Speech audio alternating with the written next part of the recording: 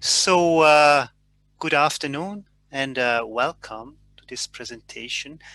My name is Pascal VONTOBEL, and I'm joined here by Professors Cheuk-ting and Professor Chandra. We are all three of us are members of the faculty at the Department of Information Engineering. And what we wanted to do here is we want to tell you something about the program on mathematics and information engineering. I imagine it's been a long day for many of you, so thank you very much for joining this session.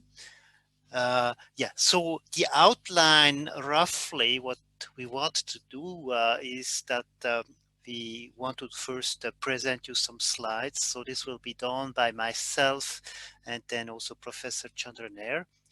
Afterwards, Professor Cheuk-ting will tell us about his experiences of the program. He's actually a graduate of that program, so he actually got a degree in mathematics and information engineering a while back, and then moved on to PhD studies at Stanford University and a postdoc at UC Berkeley. And earlier this year, he joined our department as an assistant professor. So he will share us more about his experiences. And finally, we have some time for question and answers. Also, I would like to point out that at 5:30, there will be another session where we have two recent graduates of the MIE program to whom you can talk to. Huh? So, yes. Okay, so after all these words, let's get started here with the slides. Okay, so this is a slide, Professor Nair will come back to that more in detail, but what I want to point out that as the name mathematics and information engineering suggests, what it is about, it is a combination of mathematics and information engineering. And in some sense, it tries to combine the best of two worlds. Huh? So on the one hand, the program should give you a solid foundation in mathematics, various areas of mathematics. On the other hand, it also should introduce you to cutting edge applications that are very relevant in today's world. Okay. Of course, it also should uh, give you various skills, like obviously analytical skills are very important, but it also should, develop your innovative and creative solution approaches. Overall, the program is really focused for students who already kind of think they want to go later on towards more advanced studies like Master of Philosophy or even a PhD. So the whole idea, the whole motivation of the program is that on one hand you get a very solid foundation in mathematics, on the other hand you get also a solid foundation in applications, and that should allow you to then be successful also at higher level studies. So, yeah, as the name says, the program combines mathematics and information engineering. So what I would like now to talk about is what does it mean to be an engineer? In what sense is it different from a pure mathematics program? How is it different from, say, a computer science program, right? So engineer, if you want to be a successful engineer, it's good to, if you ask frequently, why is something and how? So why in the sense that you should be a person who asks, if you see something, why is it the way that it works, and maybe also take things apart, maybe break it. And secondly, also you should be a person who then asks, Well, just made an observation. Can I actually use it in some way to build something that is useful, maybe for a few friends, maybe for 100 people, maybe for human mankind, right? So that's kind of the ideal engineer, a person who asks why, and then also ask how can I apply this to improve our lives.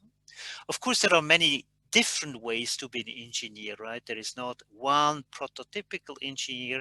There are many, many different ways in which you can be an engineer. So obviously information engineering, as the name suggests, is about information, the engineering of information. So on one hand, the collection of data, the analysis of data, and synthesis of data, and ultimately also the distribution of data.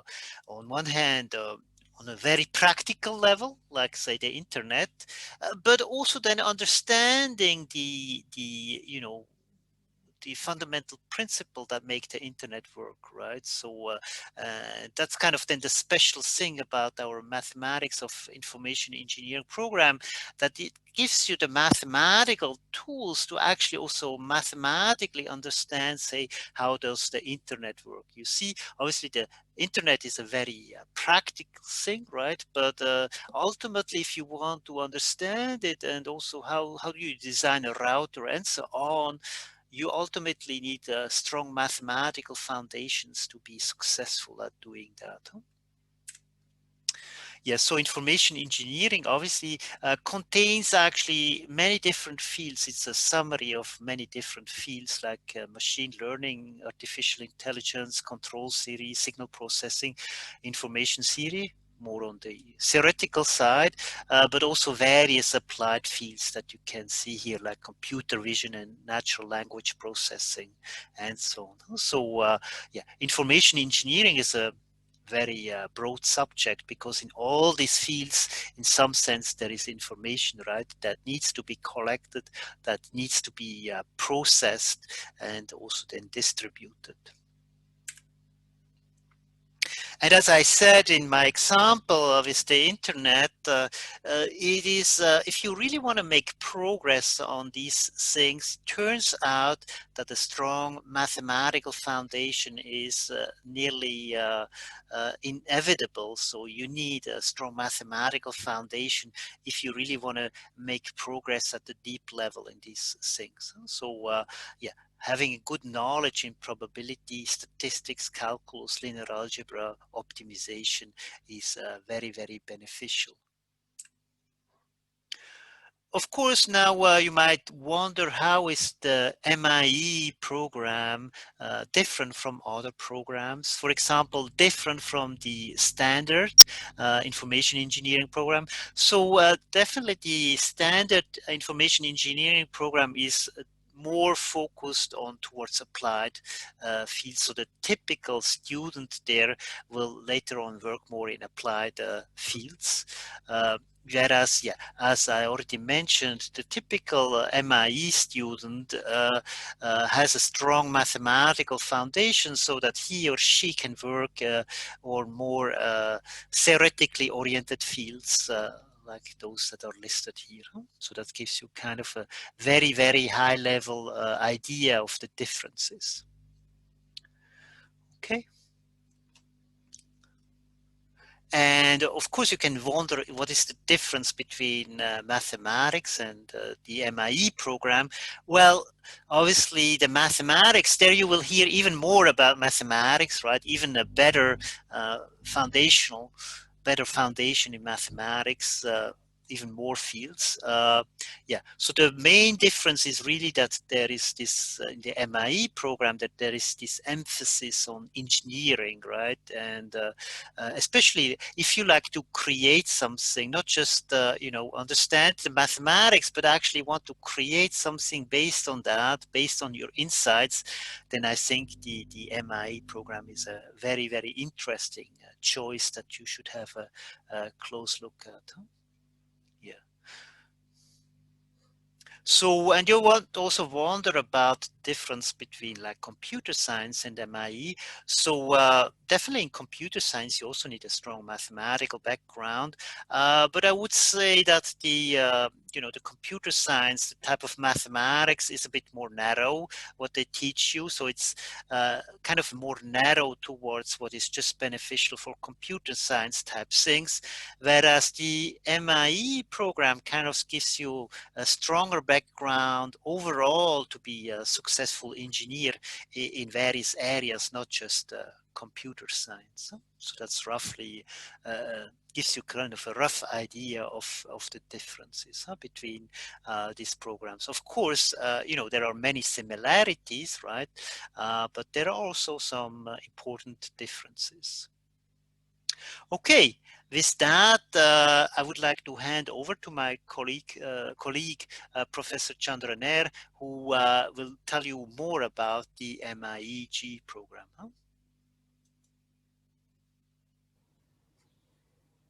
Thank you, Pascal. Yes.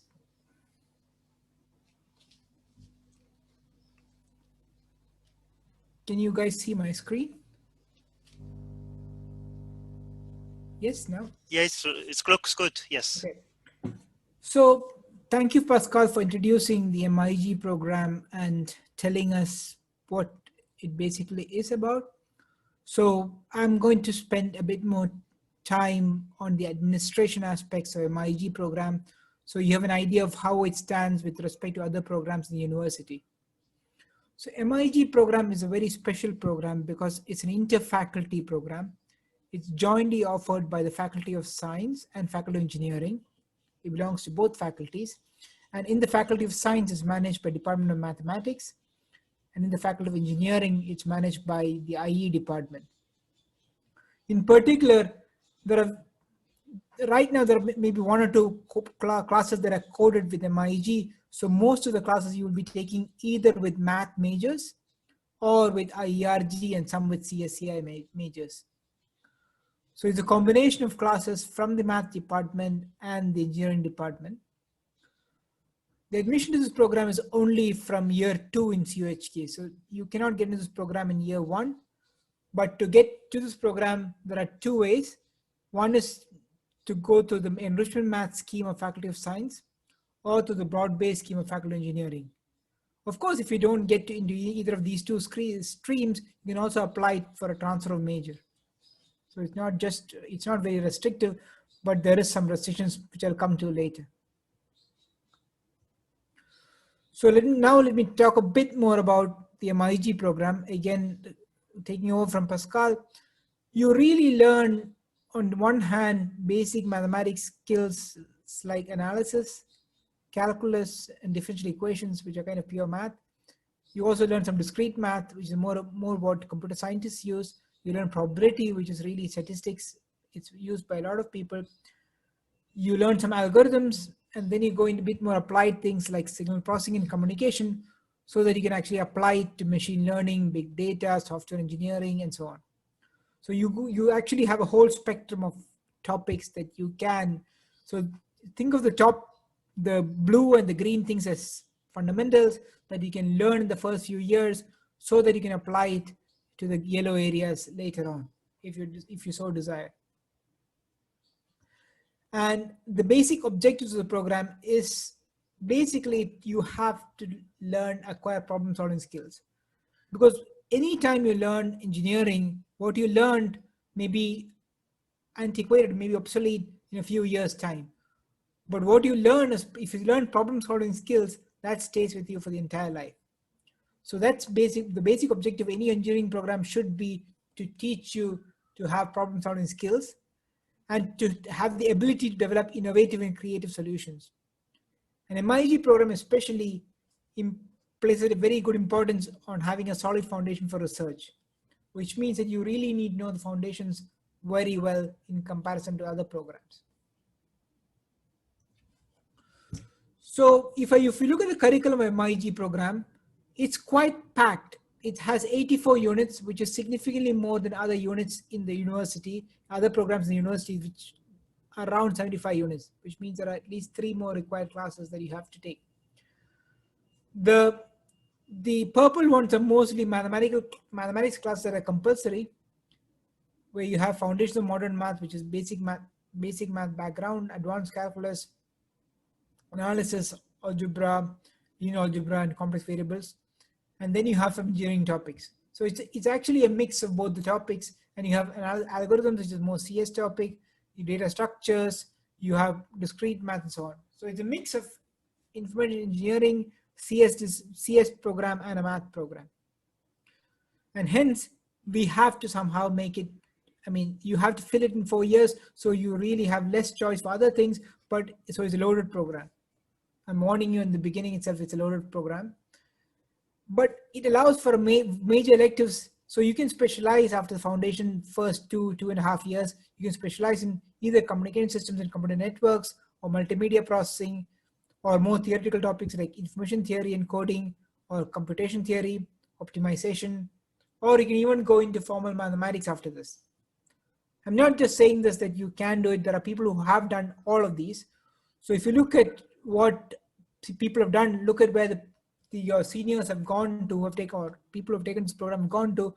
They've gone to do graduate programs in electrical engineering or information engineering at the top places like Berkeley, Stanford, Caltech, San Diego, CMU, and even some Hong Kong places. So they have gone to top places in IE. They've also gone to the top places in CS, in and math, Georgia, Caltech, Stanford. So if you have this program, then a lot of doors open. You can go either into EE programs for PhD or MS, or to CS programs, because you've done the basic requirements, CS or math programs, because you have a good coverage of all of these undergraduates. People have also, because of the strong mathematical foundation, they've also gone into graduate programs in finance. So it's really a very broad program that's aimed towards the very top students. And more than 60% of the alumni of this program go to graduate school, and the rest find jobs in a variety of industries like finance, programming, etc. And this is the 2019, all of this is updated on the website, so I'm not going to read it out. Again, there's been a lot of people who went to various places. So you can ask, why is it that this program is rather successful in placing students? In short, you really take out what you put in. So this program is demanding. So it's designed for really the top students. So the yearly intake is capped around 15 students. So not more than 15 students are taken. And even that, so usually you have many more applicants than this, but we select and take the top 15, around 15 students. And we look at your math performance in the first year, your science performance in the first year, and take only the top students. So some students have underestimated the curriculum. They think that they ran into difficulties in later years. I'm not saying this to scare you off, but I'm just saying that this is really a demanding curriculum. And it's not, if you're coming from engineering perspective, you still have to go through a fair amount of formal math. So you should be able to handle formal math. So if you're considering this program, I urge you to read this link. It's MIE. There's an advice for people who are considering this program. It's a good piece of advice to see whether you're suited for this program or not.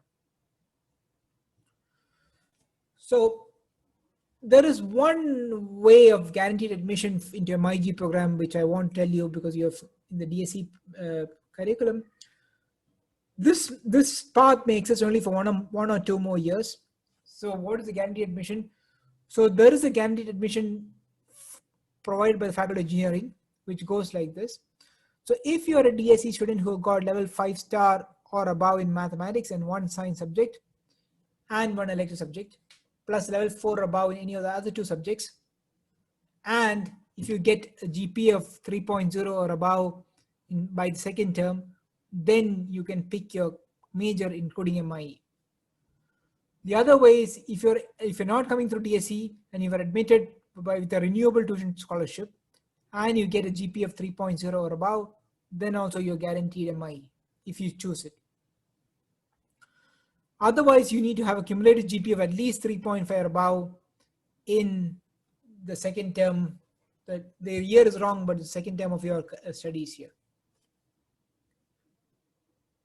Okay, so that's the only guaranteed way to get into MIEG. Otherwise, you have to go through a transfer of major or apply through the other avenues.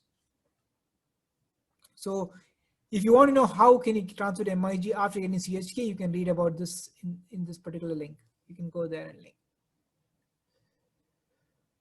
But again, I'm reiterating that if you want to know about this program, it's demanding, and I would like you to read the advice program. It's really meant for the top student. So here is my recap of whether this program suits you. So you should ask yourself, are you interested in learning fundamentals of information computer science? Are you interested in the fundamentals, or are you interested much more in the applied, the current day technology? Am I mathematically inclined? Do I like mathematics? Do I like to play around with it? Do I like to think? I mean, is mathematics something that you like, or it's something that you hate? The third question you want to ask is, do I want to pursue higher studies? Are you going more for a research-oriented career? Are you going more for a theoretical career? If the answer to all of these three questions is a very strong yes, then I would argue that MIEG is the right program for you. Especially because it gives you a very strong, broad background that allows you to go for higher studies in a variety of fields. You actually open many more doors. So that's basically what I would ask if I were to see whether MIEG is the right program for you. Okay, so now I think the next step for anybody who's interested in this program is to get a lot of information. Now I'm going to hand over the mic soon to Professor Cheuk-ting. He's an alumnus of this program. He was a part of the Hong Kong Math Olympiad team, and he did after doing a MIE program, MAIE at that time, he did a PhD in Stanford, and he's come back and joined as a faculty of our department. Then you can also look at the speakers of next talks who just graduated last year. They are the top 2 students from last year's batch. One is from Hong Kong and one is from China. And you can also look at the webpage and for more information, or you can ask us in detail. So with that, I'm going to pass the podium to Professor Cheuk-ting to share some words about his experience as an MIE student and what he thinks about the program. Thank you. Thank you very much, Professor Nair. So I guess I should share my screen. Let me see. Screen 2. So can everyone see my screen? So let me see. Yes. Yeah. So I guess I should start now. So I'm Cheuk-ting. I'm an alumnus of the Math and IE program at CUHK, and now I'm an assistant professor at CUHK IE. So I would like to share with you some of my experience. So back when I was a secondary school student, I was pretty interested in math, and I participated in some math competitions, like the International Math Olympiad. So yeah, I don't know if you are familiar with this Math Olympiad competition or not, but the way this competition works is that it's actually pretty similar to a typical math exam, except that there are fewer questions. You are given 4.5 hours to solve 3 problems. So I mean, the problems will be really hard, and they're also very abstract. They are not really motivated by practical problems. I mean, but that is fine. I mean, because they're really beautiful. This problem is really simple, and they have really nice solutions. And that's all that matters, math, right? I mean, because in math we are really interested in beautiful results, right? So the way I think about math is that mathematicians are like tool makers. I mean, they make all sorts of tools, say algebra and calculus, and then other people physicists and engineers can come and use these tools, right? So the mathematicians use this, make these tools, and then engineers come and take some of these tools like calculus, algebra, and then physicists, and also computer scientists. They are also tool users. So let me see. Yeah. So mathematicians are also the most confident kind of tool makers in the sense that they only produce the tools that they find beautiful. So to me, I want to be the person here. I mean, I want to be the person here with the nice glasses. And this is my ambition. So like back when I was a secondary school student, my ambition was to become a mathematician. I want to become a person here. So when I was applying to a university, so I thought like the natural choice should be the math department, right? But then I heard about this math and information engineering program. I thought like, what is the connection between math and engineering? The engineering is like this person here with goggles. So what is the connection between these two? Of course, engineering use a lot of math, probably mostly calculus. I mean, almost every discipline use calculus. But if an engineer want to say like they want to fix a car, then they doesn't need to reinvent calculus, right? You don't need to reinvent the screwdriver, right? I mean, you can just use the screwdriver to fix your car, right? So I mean, engineers can just get these two from math without knowing how they are made, right? How they actually how they are, what's the principle between the working, right? I mean, they can just know how to use this screwdriver and then fix the car, right? But since there's a program that's specifically about math and information engineering, there must be some more connection than with the eyes, right? So I got into this program, somewhat curious. In this program, I need to take both math and IE courses, and I actually discovered that there are actually a lot more connection between math and IE than I expected. So math, I mean, for example, math courses, there are like calculus and differential equations and probability theory, stochastic process, and coding theory. They are all very useful in engineering. And in information engineering, I took some courses like digital communication, signal processing, like image processing and information theory, and they all use a lot of math. So it is like actually much more related than I first thought. So maybe I should take one of them, like information theory in particular, which is the topic I'm particularly interested in. So in information theory, information theory is a study on like information, right? So how do you compress and communicate information like image, sound, video, and text. Let's say you want to compress the text like hello. And you can, of course, use ASCII code to represent each character by 8 bits. So you will need like 40 bits to compress hello. But that is, of course, not the best way. And you can actually do it with much fewer number of bits. And another problem in information theory is channel coding, where you want to send a message to the receiver. But when you send some bits through a channel, then some of those bits might get corrupted. So you want the receiver to know what you are sending, even if some bits got corrupted. And as you can see, the study of information theory is motivated by these practical engineering problems. But the theory that is being developed to address these problems is actually very elegant. I would say it is like at the same level of elegance as some of the most pure branch of math, like abstract algebra. So it is like really nice. I mean it is actually surprisingly nice. I mean, this is why I decided to do research on information theory after I graduate. Also, I mean, information theory has like tremendous application in, say, physics, statistics, and machine learning, and also math itself. So now, I mean, in math and IE, so we are not only the one that is using the tool, but we are also the one that is like producing the tool. So we are actually both using the tools developed by math and also producing more tools that mathematicians can use. So we are actually doing both of these jobs, right? So we got like a pair of cool glasses and also cool goggles here. Yeah. So let me see. Maybe I should come back to like sharing some of my personal experience while I was a student at CUHK. So I participated in 2 summer research programs. So the first one is at Oak Ridge National Laboratory in USA. So this is a program organized by the math department. So during the program, I have to write computer programs for like supercomputers to do some computation on matrices.